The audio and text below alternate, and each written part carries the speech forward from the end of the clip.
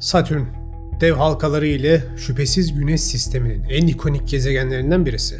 Ancak bu gezegenin özdeşleştirildiği çok daha büyük bir gizem mevcut. Öyle bir gizem ki efsanelere göre binlerce yıllık bir tarikatın bile doğmasına ve günümüzde gölgelerin arasından mesajını iletmesine sebep olacak ve hatta en uç iddiaların arkasını deştiğimizde ise karşımızda bugün milyarlarca insanın son derece kutsal gördükleri bir mekanın bile aslında bu yanlış bilginin ve aldatmanın kaynağı olduğunu iddia eden radikal bir ideoloji çıkacak. Bugün birlikte tarihin sisli raflarında kendilerini bir şekilde gizlemiş, antik ve az bilinen bir tarikatın sırlarını inceleyeceğiz. Ve yolculuğumuz bizi Güneş sisteminin devlerinden mitolojinin karanlık hikayelerine, oradan da İslam'ın kutsal sembolüne kadar götürecek. Ve birlikte Kara Küp tarikatının ya da daha eski adlarıyla Satürn tarikatının inancının arkasında yatan gerçekleri araştıracağız. Gerçeği Bula hoş geldiniz.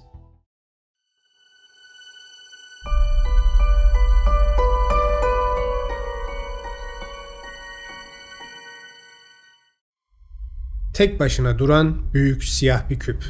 Dünyanın dört bir yanında, bazen bir sanat eseri olarak meydanlarda, bazen kutsal bir mabedin kalbinde, bazen Birleşmiş Milletler binasının meditasyon odasında ve bazen de Orta Doğu'nun kilit dini noktalarında karşımıza çıkan bir nesne.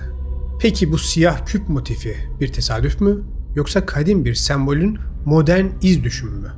Zamanın döngüselliğinden kurban ritüellerine, antik efsanelerden günümüzün alternatif teorilerine kadar uzanan bu yolculukta ilk durağımız gezegenimizden çok uzakta bir yer. Güneş sistemimizin gizemli güzeli Satürn gezegeni. Her şey 1977'de NASA'nın Jüpiter ve Satürn'ü gözlemlemek için uzaya sondalar gönderdiği Voyager programlarıyla başladı. 10 yıl sonra gökbilimci David Godfrey, Voyager görevlerinden birinin çektiği görüntüleri bir araya getirdiğinde bilim dünyasını şaşkına çevirecek bir manzarayla karşılaştı. Satürn'ün kuzey kutbunun üzerinde geometrik olarak kusursuz, devasa bir altıgen duruyordu ve tam merkezinde karanlık bir nokta vardı. İlk bakışta kimse bu görece keskin kenarlı yapıya bir anlam verememişti. Çünkü doğa genelde keskin kenarları sevmez. Hele ki bu oluşum bir gaz devinin kuzey kutbundaysa. Bilim kendi arasında bu ilginç geometrik şeklin kaynağını araştırsa da o görüntüyü gören başka bir grup bunun ne olduğunu kendilerince çoktan çözmüşlerdi. Bu, onların binlerce yıldır efsanelerinde ve inançlarında bahsettikleri bir kapıydı. Satürn ve farklı boyutlara açılan bir kapı mı? İlk başta son derece alakasız iki kavram gibi gelse de hikaye aslında bizi binlerce yıllık bir mitolojik yolculuğa çıkarmak üzere. Satürn gezegeni adını Roma tanrısı Satürnüs'ten alır. Ancak Satürnüs'ün kökeni Yunan mitolojisindeki çok daha karanlık ve güçlü bir figüre dayanır. Büyük Titan Kronos'a. Kronos'un hikayesine ilk kez bakıyorsanız karşınıza kozmik bir güç mücadelesini ve paranoyayı anlatan kanlı bir destan çıkar. Hikaye şöyledir. Babası Uranüs'ü tahtından indirip evrenin hükümdarı olan Kronos, karanlık bir kehanetle yüzleşir. Tıpkı kendisinin babasını devirdiği gibi kendi çocuklarından biri de onu devirecektir. İşte bu kaderden kaçmak için Kronos akıl almaz bir çözüme başvurur. Karısı Rhea'nın doğurduğu her bir çocuğu doğar doğmaz bütün olarak yutmaya başlar. Mitleri basit bir şekilde okuduğumuzda aslında konu derin bile olsa esas felsefeyi kaçırırız. Çünkü mitoloji metaforlar ile doludur. Burada da durum farklı değil. Kronos kelimesi Yunanca'da zaman anlamına gelir. Yani her şeyin babasıdır. Tüm tanrılar, tüm varoluş onunla vardır. Ancak Kronos yani zaman her ne kadar her şeyin var olmasına sebep olan şey olsa da aslında aynı zamanda her şeyin yok olmasının da sebebidir. Çünkü hiçbir şey, hatta o mitlerdeki tanrılar bile zamanın kendisinden kaçamazlar. Kısaca Kronos yani zaman kendi yarattığı her şeyi nihayetinde yiyip yok eden bir döngüsel güçtür. İşte o mitler de bize bu hikayeyi alegorik bir dille anlatırlar. Dikkat ederseniz 17. yüzyıldan itibaren genelde Kronos'un sanat eserlerinde elinde bir tırpanla resmedildiğini görürsünüz. Bu aslında hem hasadın yani bereketin sembolüdür hem de ölümün, hatta popüler kültürde Azrail'in sembolüdür. İşte bu büyük gücünden dolayı insanlar Kronos'a yani Satürnus'a çok büyük önem atfederlerdi. Ve hem zamanlı, güzel bir ölüm için hem de her sene yaptıkları hasadın daha bereketli geçmesi için cehaletlerinden dolayı çok acı bir kurban ritüeli yaparlardı. Kronos'tan uzun ömür ve bereket vermesi için ona daha hayat yolculuğuna yeni başlamış bir canı kurban olarak verirlerdi. Yani yeni doğmuş bir bebeği. Einstein'ın güzel bir lafı vardır. İki şey sonsuzdur.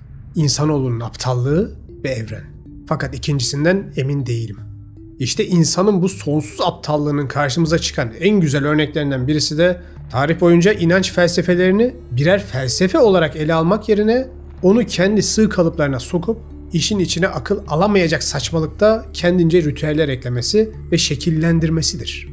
Bunu eskiler yapmış filan demeyin. Günümüzde bile şeyhinin nasırlı ayağını öpmek için kendini paralayan tipler var. İnsanın putperest doğası değişmez. İşte bu cehaletin bir nişanesi de karşımıza binlerce yıl boyunca yozlaşmış pagan ritüellerinde çıkmaya devam eder. Halbuki paganizm ilk başlarda son derece sade bir inançtı. Neyse orasını da kendi dinler tarihi videosunda anlatacağım. Biz konumuza devam edelim. İşte bu çeşitli ve görece sapkın ritüellerden birisi de demin bahsettiğim zamanın ve tarımın tanrısının gönlünü hoş tutmak için yapılan bebek kurban etme ayiniydi. Astrolojik olarak en yüksekteki Satürn'e doğru dönülerek yapılan bu karanlık ayinde yeni doğan bebek küp şeklinde bir sunağa konur, orada küle dönene kadar yakılırdı. Bu ayin kimi zaman yeni doğan kuzular ve buzağlarda da yapılırmış. Maksat hayata yeni başlamış bir yaşamı o tanrıya kurban ederek uzun ömür ve bereket kazanmakmış. Çok da yadırgamayın, günümüzde bile benzer ritüelleri hala yapmaya devam ediyoruz. İşte bu ayinin bir sonucu olarak da zamanla o küp şeklindeki sunaklar küllerinden ve ateşten dolayı siyah bir hal almaya başlamışlar. Ve bu inancın bir sembolü haline gelmişler. Zamanın, ölümün ve yeniden doğuşun acımasız tanrısının nihai sembolü. Bu tapınmanın en yoğun örneklerinden birisini zamanının Kuzey Afrika medeniyetlerinden birisi olan Kartaca'da da görürüz. O diyarların tanrı Satürn'ü karşımıza genelde Baal Hamon olarak çıkar. Ve yine aynı şekilde çeşitli pagan tarikatlarının bu tanrıya bebek kurban ettiklerine dair kalıntılar bulunmuştur. Baal size yabancı gelmeyen bir tanrı olsa gerek. Çünkü İbrahimi dinler öncesi Orta Doğu'da, özellikle Kenan diyarında kendisi tapından popüler bir tanrıydı. Ve Yahudilik öncesi o diyarın insanları da insan kurbanını aynı şekilde verirlerdi. Hatta Yahudilik sonrasında bile Yahudiler 1. ve 2. tapınak dönemlerinde koçları ateşe atıp yakarak kurban etme ritüeline bu eski adetlerinden dolayı devam bile etmişlerdir. Bu arada Baal'ın sembolü de yukarı bakan iki boynuzdur. Bu da ekstra bir bilgi olsun, birazdan farklı bir yerde tekrar karşımıza bir benzeri çıkacak çünkü. Bu işin pratik anlamda uygulanan sembolizmiydi. Ama bir de işin arkasında yatan ezoterik bir inanç da var. Ve o konumuzla daha da bağlantılı. Kökeni tam olarak nereden geliyor henüz bir bilgimiz yok. Ama karanlık küp sembolünün arkasında derin bir ezoterik anlam yattığına inanan bazı ideolojiler mevcut. Onlara göre bir geometrik şekil olarak küp, 6 yüzüyle kapalı ve sınırlı bir mekanı temsil eder. Adeta bir kutu ya da bir hapishane gibi. Siyah renk ise gizemi, bilinmeyeni, karanlık güçleri çağrıştırır. Ezoterik yorumlara göre siyah küp, madde dünyasının hapishanesi, ruhu kuşatan sınırların sembolüdür. Ve bu yaklaşımla hareket eden Satürn'ün kara küpü tarikatına göre yaşadığımız bu maddi dünya gerçek tanrı tarafından değil, Demiurgos adı verilen daha alt seviyede kusurlu ve tapınılma arzusuyla yanıp tutuşan bir varlık tarafından yaratılmıştır. Bu dünya acı ve ıstırapla dolu bir hapishanedir. Satürn kültü aslında bu Demiurgos'a tapan bir kült olarak tanımlanır. Onlara göre insanlığın maddi gerçekliği aşma ve ruhsal aydınlanmaya ulaşma çabası Demiurgos'a karşı işlenmiş bir kibir günahıdır. Bu yüzden bu kültün amacı insanlığı materyalizme, anlamsız tüketime ve hayvani içgüdülere hapsederek Demiurgos'un kusurlu krallığını sürdürmek ve insanların gerçek ilahi olan Tanrı'ya ulaşmasını önlemektir. İşte bu yüzden de kimi komplo teorilerinde bu tarikatın aradan geçen binlerce yılda güçlerini kullanarak günümüzdeki dinleri bile etkiledikleri ve onları özlerinden kopararak milyarlarca insanı aslında gerçek hak yaratıcıya değil de sahte olan Demiurgos'a taptırdıklarını iddia edenler var. Hatta bu tapınmanın en büyük modern halinin ise gezegendeki en çok kutsiyet atfedilen siyah küpün etrafında devam ettiğini iddia ediyorlar. Yani Kabe'nin. Kabe kelime anlamı olarak küp demek olan bir tapınak yapısıdır. Ve aslında biz her ne kadar günümüzde sadece Mekke'deki Kabe'yi biliyor olsak da pagan geçmişinde Orta Doğu'da onlarca Kabe'nin yani küp tapınağın bulunduğunu da biliyoruz. Bunlar zamanla paganizm bittikçe unutuldular, yıkıldılar ve geriye günümüzdeki aktif olarak kullanılan Mekke'deki küp kaldı. İşte bu Satürn Karaküp tarikatının ve kimi Gnostik alt inanç mensuplarının iddiasına göre Kabe'de Muhammed peygamber sonrası yeniden yozlaşmış güçler tarafından Demiurgos'a tapınmayı sağlamak için siyah bir kisve ile kapanmış deniliyor. Hatta iddiaları sadece bununla da sınırlı değil. Size biraz önce bu tarikatın mensuplarının binlerce yıl Afrika ve Orta Doğu'da Baal'e kurban verdiklerinden bahsetmiştim ya. Ve hatta Baal'in sembolünün yukarı bakan boynuzlar olduğunu da demiştim.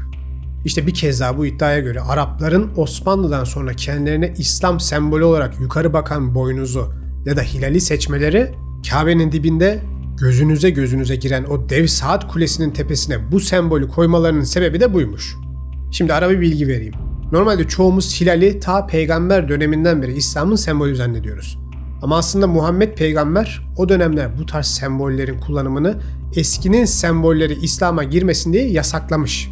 Çünkü çoğu cidden put sembolleri.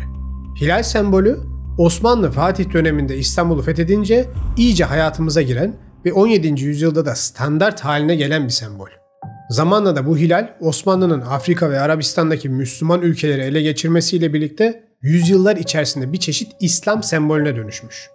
Ancak 19. yüzyıldan sonra Araplar Osmanlı ile savaşıp bizden koptuktan sonra bu yatay hilali Osmanlı sembolü olduğu için kullanmak istememişler ve yukarı bakan hilale ya da işte bu tarikatın iddiasına göre eski pagan Arap inançlarındaki putperest sembol olan yukarı bakan hilale geçilmiş. Bu inanışın mensuplarının iddiaları bununla da bitmiyor. Onlara göre tarikatın dinler üzerindeki etkisi o kadar güçlüdür ki Yahudilerin Davut yıldızı sembolünün ortasında oluşan hegzagon yani Satürn'ün tepesindeki altıgen şekli aslında bir küpün altı köşesini sembolize ediyormuş.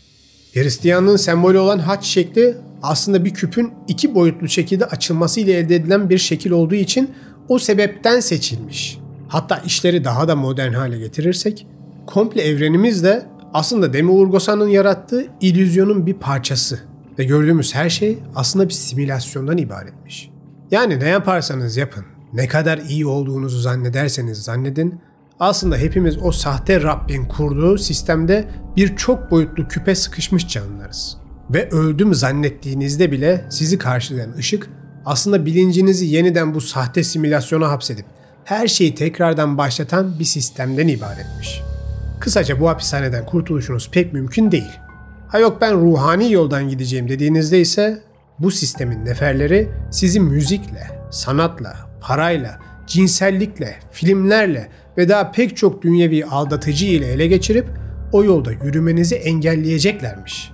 İşte o Birleşmiş Milletler binasında bulunan küp, New York'un ve dünyanın belli başlı şehirlerinde, sanat merkezlerinde bulunan dev küpler, filmlere koyulmuş küpler, dinlerin kalbine koyulmuş küpler ile bizlere şu mesajı veriyorlar.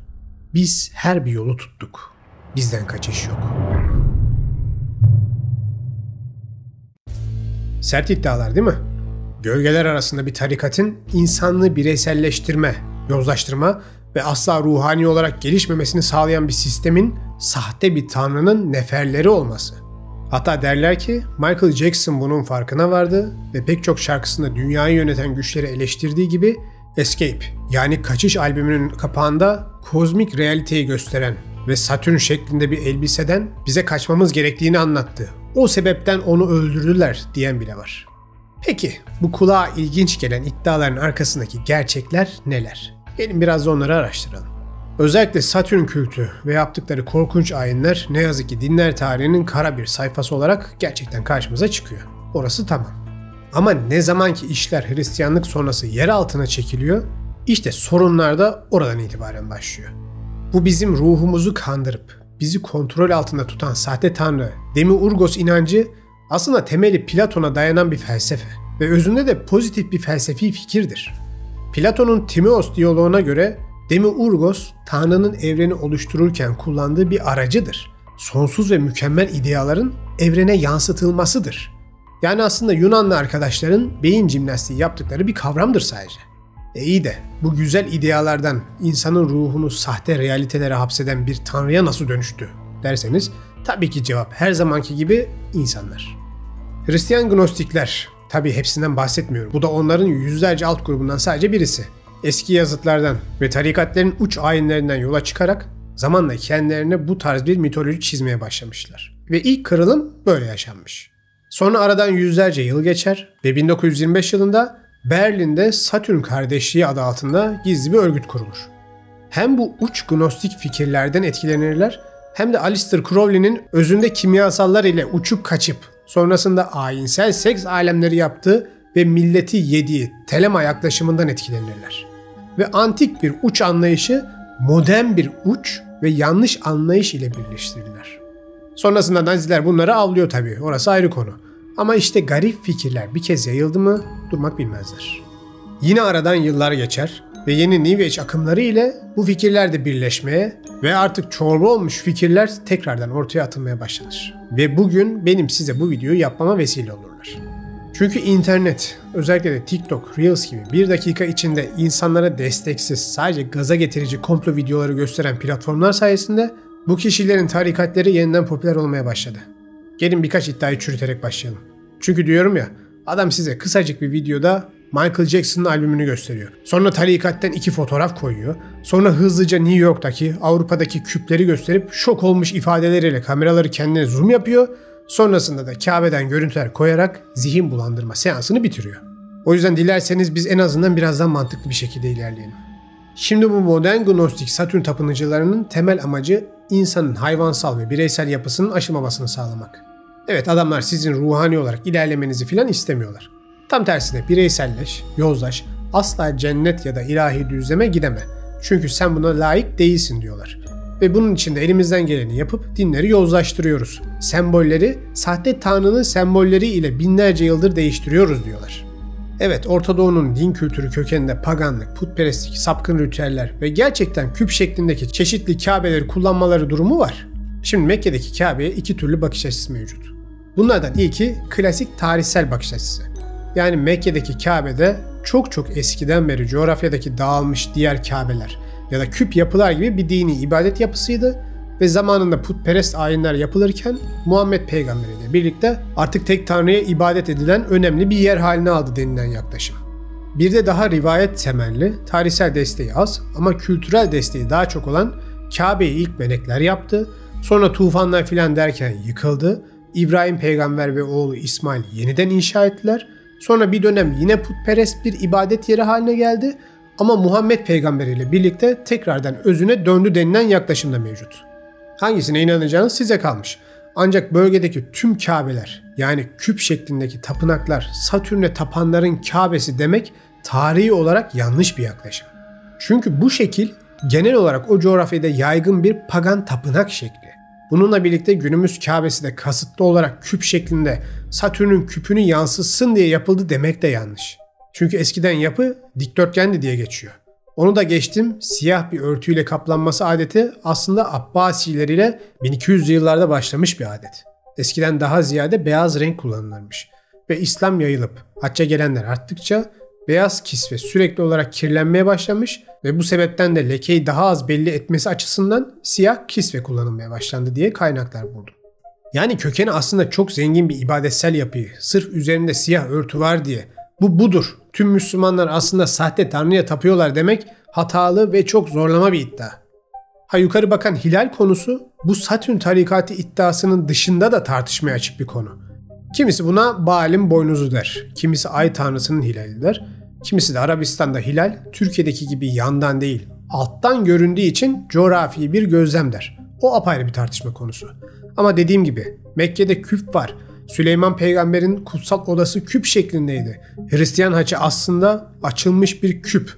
Davud'un yıldızının ortasında hegzagon var. O yüzden tüm inananlar sahte tanrıya tapıyor. Bu da bizim planımızdı demek komik ve aslında her biri kendi kendine ayrı ve çok derin birer tartışma konusu olacak. Alt başlıkları kendi işlerine gelecek şekilde manipüle edip servis etme temelli bir yaklaşım. Devam edelim ve gelelim Satürn'ün tepesinde bulunan ve yine bu inanca göre bir portal kapısı olan realiteler arası geçiş olduğu düşünülen şekile. Satürn bir gaz devi ve farklı akış hızlarına sahip atmosferik katmanları var. Kutuplar üzerinde gördüğünüz bu şekil ise bu akış farkından kaynaklı bir doğal fırtına oluşumu. Hatta merkezindeki siyah noktada bir kapı değil, fırtınanın gözü. Oxford Üniversitesi'nde yapılan deneylerde silindirik bir su tankında benzer koşullarda farklı yoğunlukta akışkanlar döndürülerek çeşitli simülasyonlar yapılmıştır. Ve gerçekten de altıgen de dahil olmak üzere 3 ila 8 kenarlı çeşitli geometrik yapılar bu akışkan dinamiği deneyi sonucu kendiliğinden oluşmuştur. Kısaca Satürn'de portal var diye içine dalarsanız sonunuz bayağı bir kötü olacaktır. Neden dünyanın çeşitli yerlerinde bu yapılar mevcut sorusunun cevabı ise bunun aslında gerçekten sanatsal bir akım olması. Küp minimalizmin en saf biçimidir ve Donald Judd, Sol Levitt, Robert Morris gibi sanatçılar bu yapıyı kimi zaman endüstriyel bir estetik, kimi zaman ise sadelik ve saf formu yansıtmak için, kimi zamanlarda modern mimari ile sanatı buluşturmak için kullanmışlardır. Bu sebepten genelde müzelerin ve sanat merkezlerinin önünde bunlar vardır. Tarikatın iddia ettiği gibi sizi boş işlerle meşgul etmek için değil. Sanat asla özünde boş bir kavram değildir. Tam tersine insanın yaratıcılığını geliştiren bir kavramdır.